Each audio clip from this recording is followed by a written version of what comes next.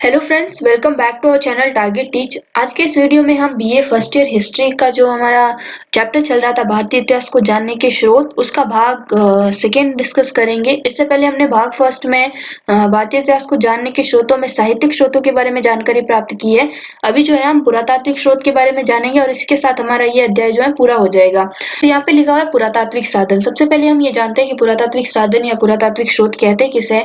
जैसा कि हमने पिछले वीडियो में जाना था साहित्यिक स्रोत के बारे में कि जितनी भी साहित्यिक रूप में हमें प्राचीन इतिहास की जानकारी मिलती है वो साहित्यिक साधन है, पुस्तक के रूप में या लिखित रूप में पेपर पर लिखा हुआ जो भी हमें मिलता है वो साहित्यिक स्रोत है। और उसके अलावा जितनी भी सामग्री बच जाती है, जितने भी साधन बच जाते हैं, वो सारे पुरातात्विक स्रोत में आते हैं। ठीक है, तो यहाँ पुरातात्विक स्रोत के कुछ महत्व बताया हुआ है, आप चाहे तो पढ़ सकते हैं। ये किताब से लिया हुआ है, इसके नोट्स आपको आगे देखने को मिल जाएंगे, बहुत ही शॉर्ट में बनाया हुआ है।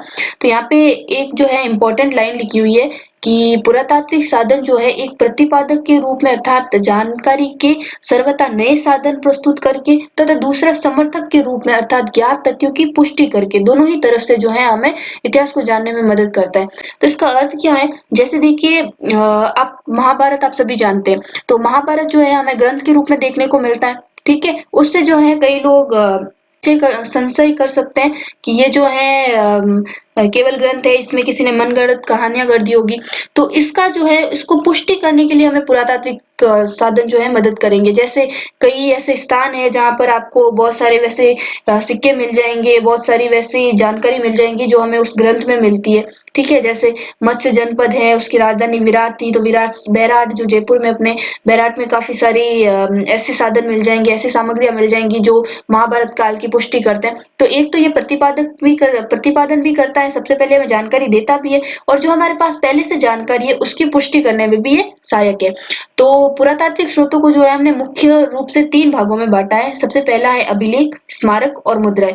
अब इन तीनों को एक एक करके हम पढ़ेंगे। ठीक है, तो सबसे पहले है जैसे कि नोट्स के रूप में जितने भी इम्पोर्टेंट पॉइंट्स थे मैंने यहाँ इंक्लूड करने की कोशिश करी है। सबसे पहले हम अभिलेखों के बारे में जानते हैं। सबसे पहले अशोक का अभिलेख। अशोक का अभिलेख जो है इसके बारे में ये जानकारी सबसे इम्पोर्टेंट लगी मुझे कि ये जो है ब्रह्मी और खरोष्टी लिपि में है। तो ये एक छोटा क्वेश्चन बन सकता है कि अशोक के अभिलेखों की लिपि कौन सी है, तो ब्रह्मी और खरोष्टी। ठीक है, फिर हरिशेन का अभिलेख है जिसको प्रयाग प्रशस्ति भी कहते हैं। प्रशस्ति का अर्थ मैं आपको बता देती हूँ, इंग्लिश में इसको यूलॉजी कहते हैं।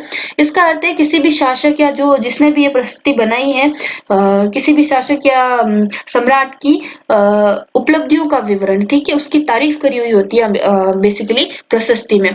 तो प्रयाग प्रशस्ति जो है वो समुद्रगुप्त की उपलब्धियों एवं दिग्विजय के बारे में वर्णन मिलता है इसमें। फिर है मेहरौली दिल्ली का लौह स्तंभ। ठीक है, ये भी इम्पोर्टेंट है। इसमें जो है आपको चंद्रगुप्त विक्रमादित्य की कीर्ति के बारे में जानकारी मिलती है। ठीक है, ये इम्पोर्टेंट है। मेहरौली कहाँ स्थित है ये भी पूछा जा सकता है, दिल्ली में। ठीक है, मेहरौली का लौह स्तंभ में किसकी जानकारी मिलती है, चंद्रगुप्त विक्रमादित्य की। ठीक है, फिर एक इम्पोर्टेंट अभिलेख जो आपके पास है वो है हाथी गुफा का अभिलेख। ठीक है, ये उड़ीसा के कटक में है और इसमें जो है कलिंग राज्य का राजा जो है खारवेल, उसके जीवन के बारे में, उसकी सफलताओं के बारे में विवरण मिलता है। ठीक है, ये बहुत इंपॉर्टेंट है, इसके बारे में काफी बार क्वेश्चन आपको देखने को मिलता है कि हाथी गुफा का अभिलेख का वर्णन कीजिए, संक्षिप्त में विवरण दीजिए, ऐसा। ठीक है, ये सबसे पहले तो ये जानकारी आप याद रखेंगे कि उड़ीसा के कटक में है।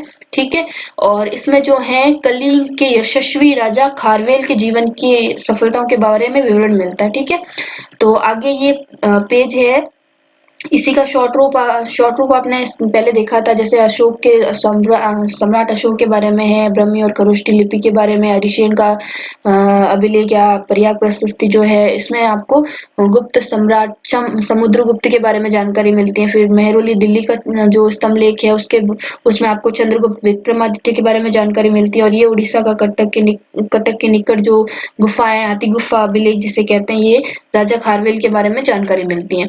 ठीक है, फिर जो है एक इम्पोर्टेंट है ग्वालियर प्रशस्ति। इसमें जो है राजा भोज के बारे में जानकारी मिलती है। राजा भोज का नाम आपने पहले भी सुना है, ये प्रतिया शासक थे। इन्होंने जो है आपको पता होगा राजस्थान के इतिहास में कि उदयपुर में समिदेश्वर महादेव का मंदिर का निर्माण इन्होंने करवाया था।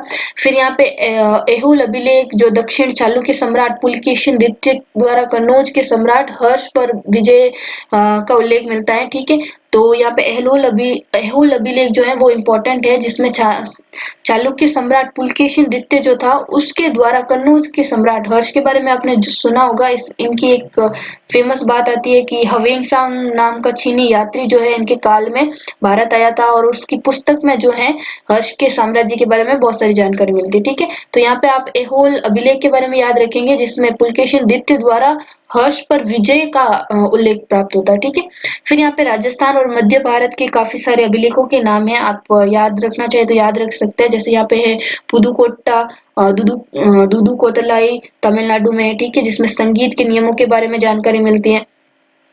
इसी के साथ जो है भारत के अलावा जो हमारे एशिया के अन्य कंट्री है, अन्य देश है, उनमें भी देखिए माइनर में बोगजकोई के लिए एक वैदिक देवताओं का उल्लेख मिलता है। ठीक है, फिर है पार्सिपोलस तथा निक्सेरुस्तम ईरान में जो है अभिलेख है, जो प्राचीन भारत और ईरान के संबंधों का उल्लेख करता है। ठीक है, तो इस तरह से हमारे अभिलेख जो है वो पूरे हुए। अब हम आगे पढ़ेंगे स्मारक। ठीक है, स्मारक क्या होते हैं? देखिए मुद्राएं और अभिलेख और हाँ, मुद्राएं और अभिलेख को अगर हटा दिया जाए तो उसके अलावा जितने भी साहित्यिक पुरातात्विक सामग्री हमारे पास बचती है वो सारी स्मारक में आती है। ठीक है, स्मारक का ऐसे हम अगर शाब्दिक रूप ही देखें जो हमें इतिहास का स्मरण दिलाती है, जिस भी चीज को हम देखकर इतिहास का प्राचीन इतिहास का स्मरण कर सके वो सारा जो है स्मारकों में आता है। ठीक है, आप यहाँ देख सकते हैं लिखा हुआ है स्मारक के अंतर्गत कितनी वस्तुएं आ सकती है कहना कठिन है। वास्तव में पुरातत्व संबंधी वर्गों में अभिलेख, मुद्राएं तथा ललित कला संबंधी वस्तुओं को छोड़कर जो कुछ भी धरती के ऊपर या नीचे वस्तुएं हैं या ऐसी वस्तुएं हैं जिनको देखकर हमें अपने प्राचीन की याद आ जाए, वह सारी स्मारक मानी जाती है। ठीक है, जो स्मारक है वो आपके पत्थर के बने हुए हो सकते हैं, मिट्टी के, लकड़ी की, धातुओं के बने हुए। ठीक है, तो यहाँ पे सिंधु घाटी सभ्यता का भी आपको देखने को मिलेगा, थोड़ा सा उल्लेख किया हुआ है।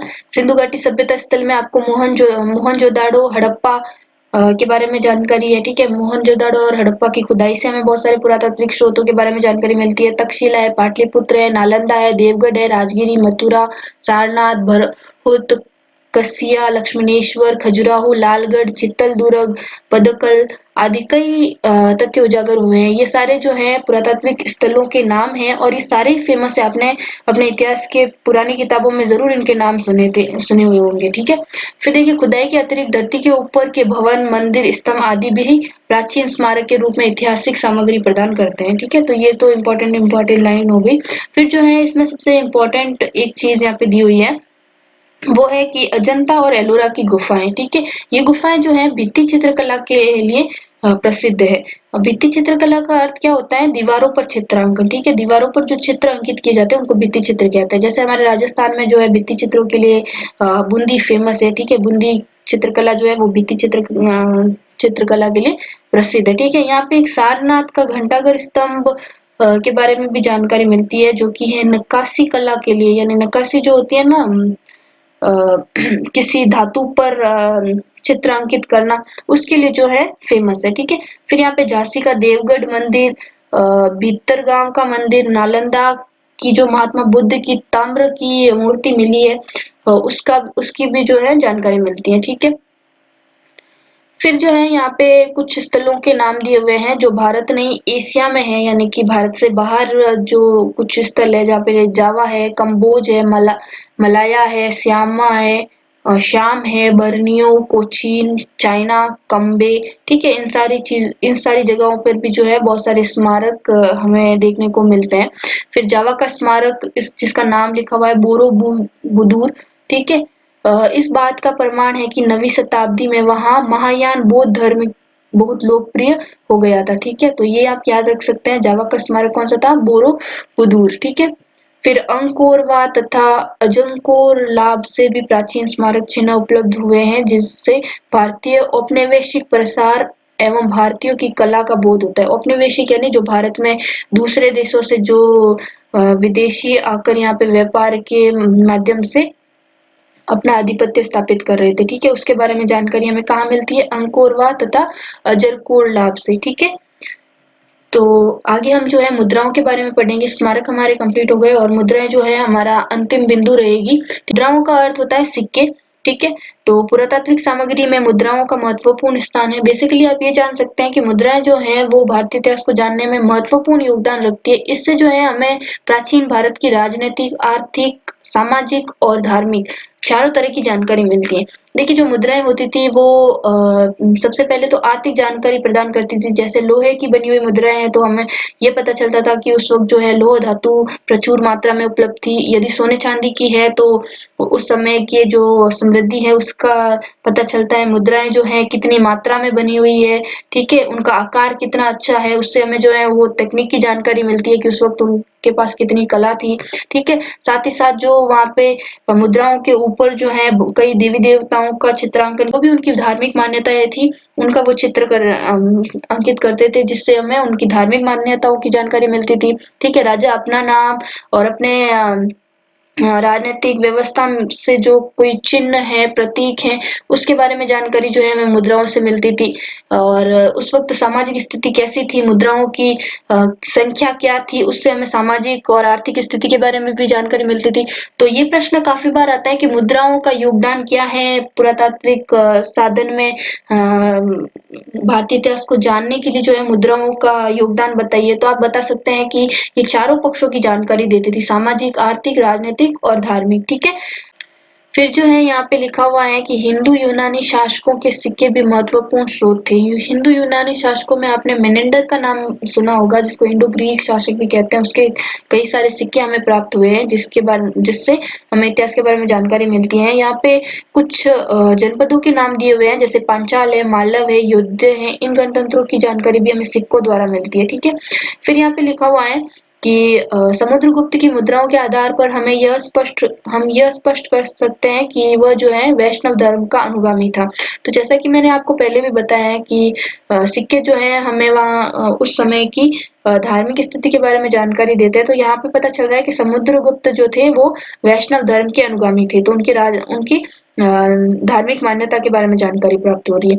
उसकी मुद्राओं पर उत्कीर्ण वीणा के आधार पर पर ही हम उसे संगीत कला का उपासक कहते हैं। तो आप सभी ने समुद्रगुप्त का चित्र देखा होगा जिसमें वो वीणा वादक थे। एक तो हम बात करते हैं कि राजस्थान में महाराणा कुंभा जो थे वो वीणा वादन में प्रवीण थे। वहीं हम समुद्रगुप्त को देखते हैं, वो जो थे वीणा वादन कला में प्रवीण थे। तो ये उनके सिक्कों के आधार पर ही हमें इस चीज के बारे में जानकारी मिलती है, ठीक है। प्राचीन भारतीय सिक्के सोने, चांदी, तांबे के होते थे, ठीक है। ये आपको पता होगा, ये तीनों धातु जो थी वो प्रचलित थी सिक्के बनाने के लिए, ठीक है। फिर यहाँ लिखा हुआ है गुप्तकालीन सिक्के बहुत कलात्मक हैं, इनसे शासक वर्ग एवं जनता की साहित्य और कला में रुचि दिखाई देती है। तो गुप्त काल के बारे में आपको पता होगा, ये जो है मध्य भारतीय इतिहास का स्वर्ण काल कहा जाता है। इस समय जो है साहित्य में, कला में और स्थापत्य में जो भारत की उन्नति हुई थी उतनी अन्य किसी भी काल में देखने को नहीं मिलती। तो इस समय के जो सिक्के थे वो कलात्मक थे, इससे उनकी साहित्य और कला में रुचि दिखाई देती है, जनता की भी और गुप्त शासकों की भी। तो इस प्रकार से जो है हमने पुरातात्विक स्रोत के तीनों बिंदुओं को कवर कर लिया है और इसी के साथ ये लेसन भी हमारा कंप्लीट होता है। यहाँ पे सारांश दिया हुआ है, आप चाहे तो पढ़ सकते हैं और इसमें वैसे हम पढ़ लेते हैं। प्रस्तुत इकाई में हमने प्राचीन भारतीयों के इतिहास विषयक अवधारणा व इतिहास के स्रोतों का उल्लेख किया है। प्राचीन भारतीयों की इतिहास में गहन रुचि थी, लेकिन यह इतिहास वर्तमान की तरह हमें क्रमबद्ध रूप से उपलब्ध नहीं होता। यत्र तत्र प्रसंग वश ऐतिहासिक घटनाओं का उल्लेख हमें मिल जाता है। धर्म का वर्णन करते हुए भी धर्म प्रचारकों ने महत्वपूर्ण घटनाओं की जानकारी दी है।